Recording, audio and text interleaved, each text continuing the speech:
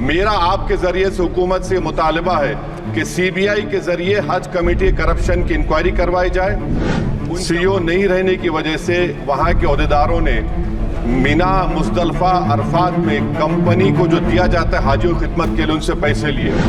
Private tour operator sir, उनका licence renew नहीं किया जाता जब तक एक एक हाजी के ऊपर 1-1 लाख रुपए रिश्वत नहीं दी जाती। गैर जरूरी तौर पर मुंबई में 35 लोगों को निकाल दिया गया नौकरी से। मेरा आप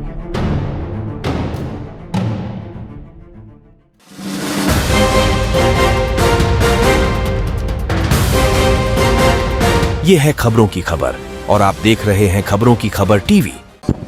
हज कमेटी में जो करप्शन चल रहा है उसके बारे में मैं आपके सामने जिक्र करना चाह रहा हूं।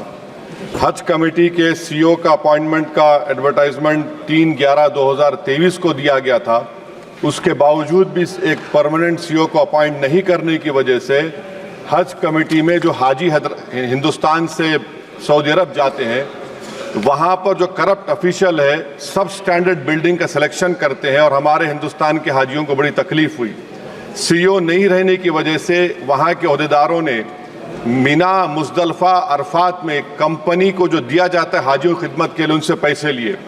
प्राइवेट टूर ऑपरेटर सर, उनका लाइसेंस रिन्यू नहीं किया जाता जब तक एक एक हाजी के ऊपर 1-1 लाख रुपए रिश्वत नहीं दी जाती उन ऑफिशियल्स को। मैं आपको ये बता रहा हूं कि इन ऑफिशियल्स का 8 साल से मिनिस्ट्री में है, सीएसएस रूल्स के खिलाफ है, ट्रांसफर नहीं होता। एक ओहदेदार को सस्पेंड टर्मिनेट कर दिया गया, उसके रिश्तेदार दिल्ली में काम कर रहे हैं 50-60 हज़ार तनख्वाह पर।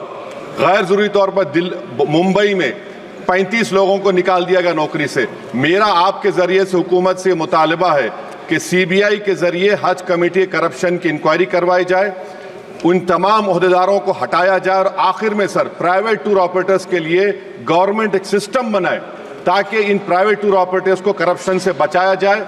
हज कमेटी से जो गरीब हिंदुस्तान के हाजी जाते हैं उनको तकलीफ से बचाया जाए। मेरा हुकूमत से मुतालबा।